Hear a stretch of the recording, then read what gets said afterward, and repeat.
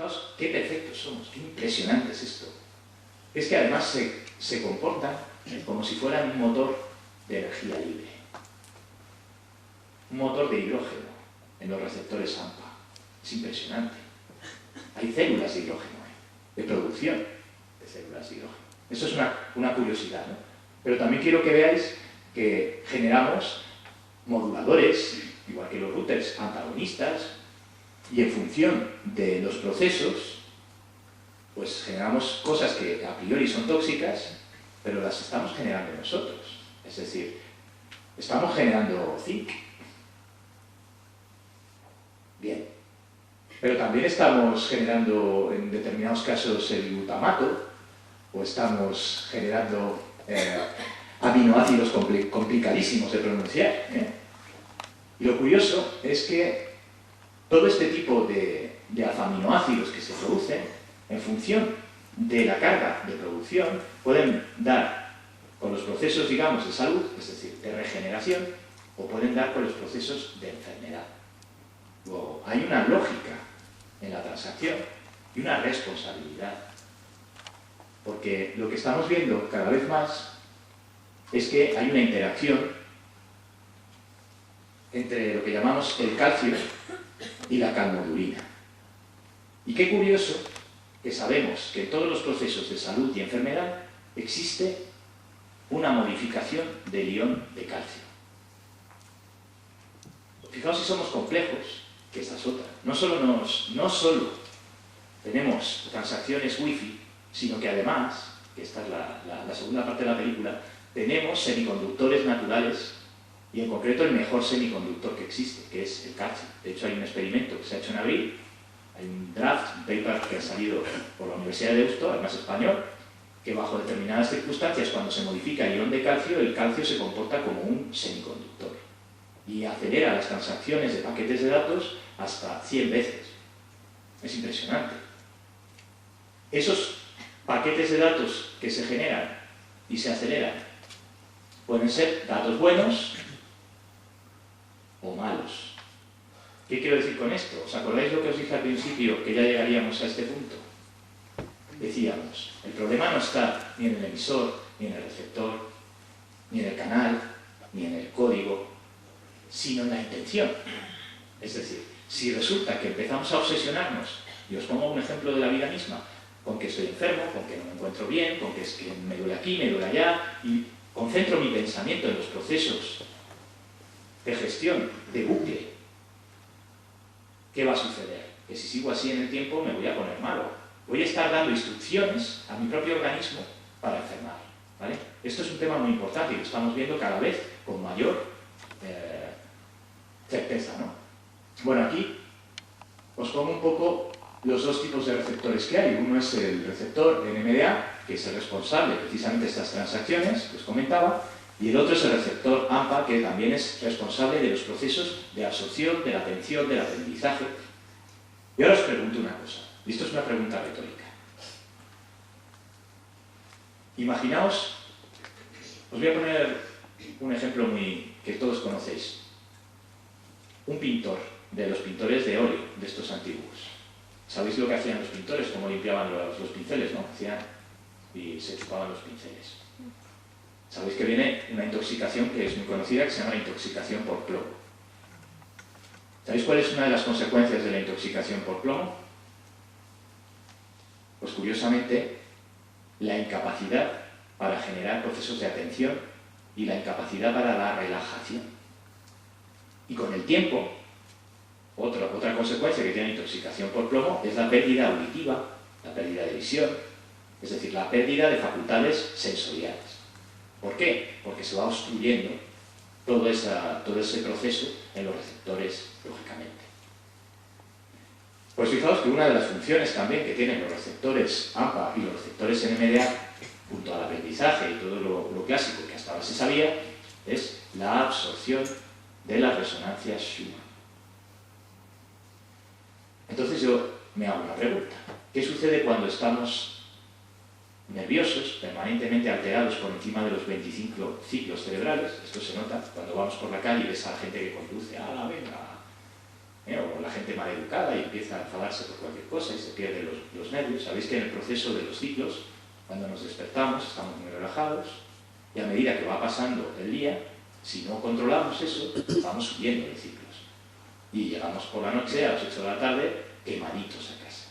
Entonces, pues lo pagamos con el hermano, la hermana, la mujer, el amigo, me da igual. Entonces, cuando entramos en esos procesos por encima de los 25 ciclos cerebrales, se reduce nuestra atención, se reduce nuestro aprendizaje, se reduce nuestra capacidad de absorción. Vale, y ahora imaginaos eso día tras día tras día en una sociedad absolutamente estresante como la que tenemos. ¿Qué sucede? Pues que el 80% de la gente está con los ciclos por encima de los 25 Hz con carácter permanente, incluso tiene incapacidad para conciliar el sueño. ¿Y qué hacemos? ¿O qué se hace? Yo no. Yo ya eso lo tengo superado. Pero lo he trabajado. Pero a mí me pasaba hace 3 años también. ¿Qué se hace? Pues la gente empieza a decir, nada, pues venga, ahora me voy a tomar una pastillita para relajarme y así puedo dormir. Ahora me voy a tomar una otra pastillita que me quita el dolor de cabeza y así me deja doler la cabeza y así sucesivamente, pero no atacamos el origen de ese problema, que son los receptores. Es decir, vamos a intentar buscar un proceso de relajación, por eso la meditación es muy importante, porque además nos sirve para modificar esos procesos. Bueno, antes os hablaba de que la clave estaba en el ion de calcio. Y aquí tenéis un poco cómo es el esquema de esa comunicación retrógrada. Esto, bueno, son nuestras neuronas, pero podría ser también el mismo proceso que cuando mandamos un mensaje de correo electrónico. ¿Sabéis una de las paradojas más bonitas del protocolo de correo electrónico? Es que el mensaje le llega al receptor antes de salir del emisor. ¿No os habéis fijado nunca que cuando un mensaje no llega al receptor se queda en bandeja de salida y no? El proceso es que en el mismo momento en el que se produce la transmisión del paquete de datos, hasta que el receptor no ha recibido la transacción completa, no termina de gestionarse el envío de los paquetes. ¿Vale? Bueno, esto es una curiosidad, pero nosotros funcionamos igual a nivel neuronal. Es decir, podemos hacer señales retrógradas y esas señales retrógradas llevan una serie de implicaciones químicas, porque son sustancias químicas, pero que funcionan como si fueran bits. ¿Vale? Bueno, pues esos bits ya sabemos que tienen propiedades de quantum, es decir, los vamos a ver ahora. Son lo que llamamos los qubits, es decir, funcionamos como si fuéramos un ordenador cuántico. Claro, volvemos al tema del fotograma. Si vemos las cosas como si fuera un fotograma, no nos enteramos de qué es de qué va la película. Pero cuando trabajamos y observamos todo esto en distintos procesos, vemos que el glutamato está involucrado, la calmodulina está involucrada, es decir, estamos agregando nuestros propios, digámoslo así, nuestras propias drogas. No tenemos que tomarnos nada. ¿Para qué nos tomamos cosas? Si realmente las estamos segregando. ¿Vale? Bueno, otra reflexión. Pero es que hay más. Es decir, lo que sí sabemos... Bueno, esto se me acabó. Así que voy a cargar el módulo siguiente. Hasta aquí, si tenéis preguntas, me gustaría que me hicierais... ¿alguna pregunta? ¿Algún voluntario? Que no sé, que perdáis la timidez.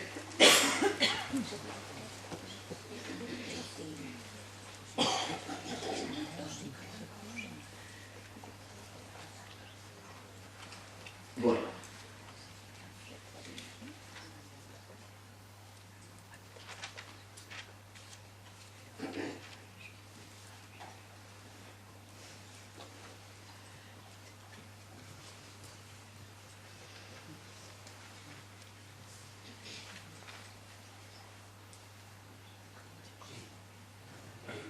Yo soy de letras y esto me resulta un bombardeo.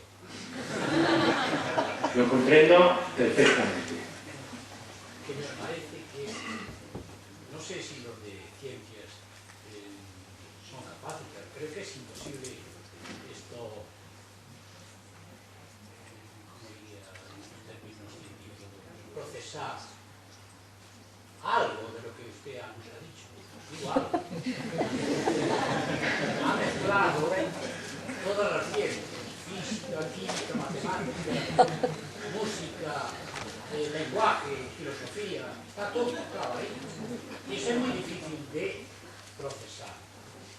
Yo sería partidario de que cada cosa, esta pequeña cosa que empezó, que nos ha comparado con un piano, etc., yo creo que eso daba, yo he procesado algo, pero daba para ya 3 conferencias, para que entendiésemos un poco a dónde va usted. Y además me Yo encanta... no le cuento a dónde quiere, no, porque somos, yo diría, somos mundiales. Yo desde ahí partí. Y creo que explicando eso, estaba explicando. Le agradezco que me haga esa pregunta y tiene toda la razón. Es decir, de hecho, lo que he querido un poco también es avanzarles un poco pues la línea dentro...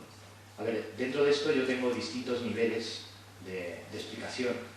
Este es un poco un nivel general precisamente para intentar llegar desde una forma lo más holística posible a todo el proceso completo, ¿no? Y soy consciente de que todo el proceso completo, cada palabra, cada frase, incluso es un estudio científico.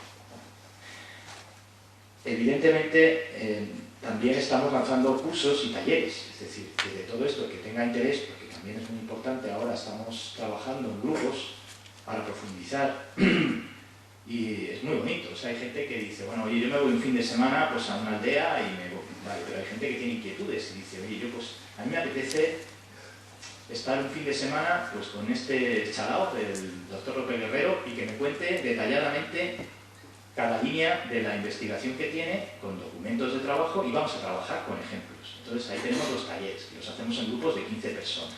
Y eso es una preciosidad, porque además analizamos los paquetes de datos, las frecuencias, en fin. Y luego también hacemos cursos, es decir, pues 2 días, o sea, un fin de semana entero, y en ese fin de semana damos toda la fundamentación ya en extenso, de una forma mucho más detallada, con sus documentos científicos, material didáctico, etcétera, etcétera. Pero al final llegamos al mismo punto, es decir, hay gente que me pregunta, para que se haga un poco una idea. Bueno, es que usted cuenta aquí un no sé qué, pero no le da ninguna fundamentación científica. Eso era al principio, estoy hablando hace 1 año y medio. Es decir, que no doy fundamentación científica. Vale, entonces luego hay otra gente que me dice, no, es que usted da un exceso de documentación científica que es imposible de entender. Y bueno, pues vamos a hacerlo bien. Y al final yo me he dado cuenta, esto también es una reflexión, que dichosos los que tienen ojos para ver. Porque hay gente que sin tener toda esta fundamentación científica, lo que yo cuento ya lo sabe. Y a mí me ha sorprendido ver personas muy humildes, pero con un buen nivel de conocimiento, prácticamente analfabetos, potenciales y no potenciales, es decir, en concreto un analfabeto, que una vez, pues tomando un café, pues me dijo, Rafael, si todo esto que tú cuentas yo ya lo sabía cuando vine al mundo. Y no necesito que nadie me lo demuestre científicamente. Lo que quiero deciros con esto es que realmente el esfuerzo que estamos haciendo también un poco está no solo para el público general, sino también para animar a la gente que tenga una fundamentación científica, es decir, que tenga más que una fundamentación, perdonad la expresión, es una motivación científica, para que deje de moverse por los egos y empiece un poco a generar ese conocimiento holístico, porque al final lo que es muy bonito para el ser humano es tener ese legado, ¿no? Es decir, vamos a conocernos. En lugar de haber dedicado tantos años a hacer la ciencia tecnológica para hacer cosas que son materiales, vamos a dedicar también un poquito de tiempo y de ganas a conocernos bien, porque resulta que el 80% de las cosas de las que dependemos de fuera, y esto también quiero que lo sepáis, tenemos capacidades innatas para desarrollarlas desde dentro. Y a lo mejor resulta que en el momento en que nos conectamos con esos paquetes de datos y empezamos a ser reflexivos y empezamos a entender cómo funciona el universo, dejamos de ser dependientes, empezamos a gestionar otro tipo de energías mucho más sutiles que las energías de digámoslo así, de animales que nos han contado que somos,